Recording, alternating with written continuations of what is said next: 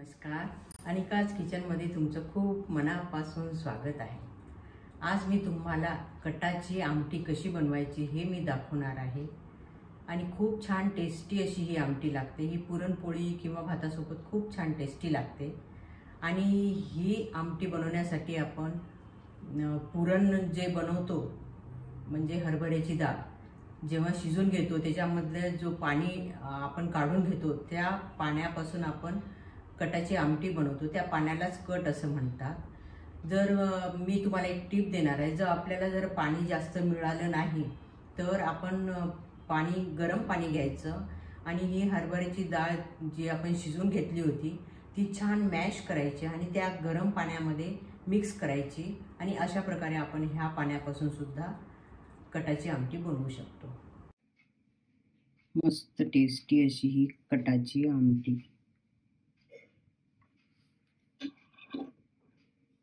Cup हरभऱ्याची डाळ घेतलेली आहे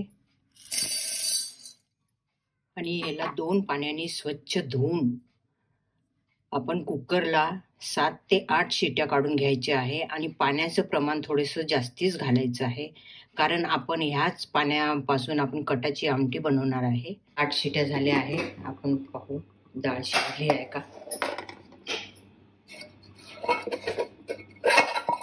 मस्त डाळ शिजलेली आहे। आता ह्याचं आपण पाणी गाळून घ्यायचं आहे। डाळ छान शिजली आहे आणि ही गाळणीवर टाकून घेतली आहे। याला छान निथळत ठेवलं आहे आणि हे पाणी निथळत आहे। हे पूर्ण पाणी निथळू द्यायचं। याच पाण्यापासून आपल्याला कटाची आमटी बनवायची आहे। कढई ठेवली आहे आणि त्याच्यामध्ये 2 चमचे हे सुकं खोबरं डेसिकेटेड कोकोनट आहे। तुमच्याकडे जर नारळाचा कीस असेल तर तोही टाकला तरी चालेल किंवा तुकडे टाकले तरी चालेल। याला आपण गुलाबी रंग येईपर्यंत आपण भाजून घ्यायचं आहे।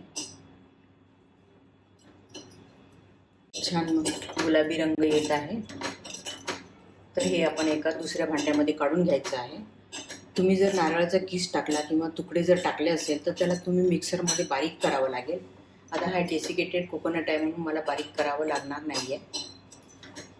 गॅसवर कढई ठेवली आहे आणि त्याच्यामध्ये 2 चमचे तेल घालून घ्यायचं आहे आणि तेलामध्ये 1 तेजपान,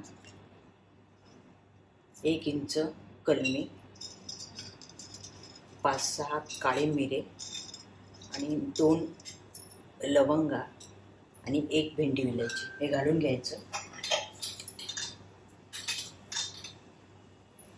आणि थोडीशी मोहरी।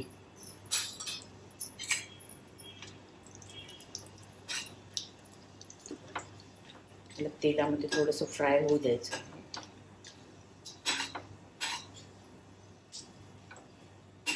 मोहरी छान तडतडली पाहिजे।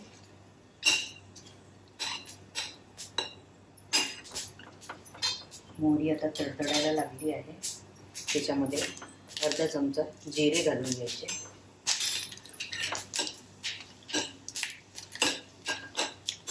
आता आपली फोडणी जळली नाही पाहिजे म्हणून आपण गॅस बंद करून द्यायचा। हिंग घालून घेऊ थोडंसं, कढीपत्ता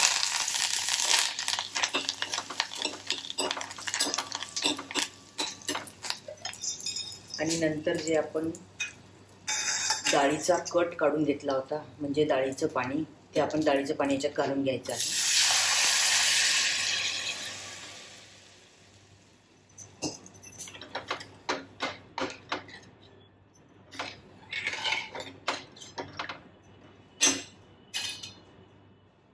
आता याच्यामध्ये आपण पाव चमचा हळद, पाव चमचा काळा मसाला, पाव चमचा धना पावडर आणि 1 चमचा लाल तिखट। तिखट तुम्ही आपल्या आवडीनुसार कमी जास्त करू शकता। चवीनुसार मीठ घालायचं आहे।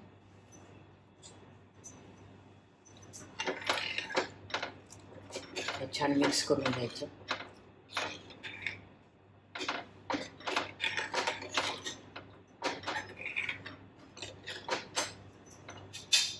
नंतर ह्याच्यामध्ये 2 चमचे हा चिंचेचा पल्प आहे, चिंच भिजून त्याचा कोळ काढून घ्यायचा, 2 चमचे घातले आहे. आणि थोडासा गुळाचा खडा. आणि जे आपण खोबरं भाजून घेतलं होतं ते खोबरं घालून घ्यायचं आहे. आणि आवश्यकतेनुसार पाणी घालायचं आहे. कटाची आमटी थोडीशी पातळसरच असते. आणि नंतर याला आपण छान 5 ते 6 मिनिटं छान उकळू द्यायचं आहे. आमटी आता छान उकळत आहे, तुम्ही पाहू शकता. तुम्हाला जर याच्यावर तर्री हवी असेल, तर्री म्हणजे तेलाचा तवंग जर याच्यावर पाहिजे असेल तर तुम्ही तेलाचं प्रमाण जास्त घालू शकता. मी तेलाचं प्रमाण कमी घातलं आहे. किती मस्त कलर आला आहे. आणि याच्यामध्ये आपण थोडीशी अशी कोथिंबीर टाकून घेऊ. याला तुम्ही जेवढं जास्त उकळाल तेवढी याची आमटीची चव खूप छान टेस्ट येणार आहे. मस्त असा सुगंध सुटला आहे. कलर पण किती छान आला आहे, तुम्ही पाहू शकता.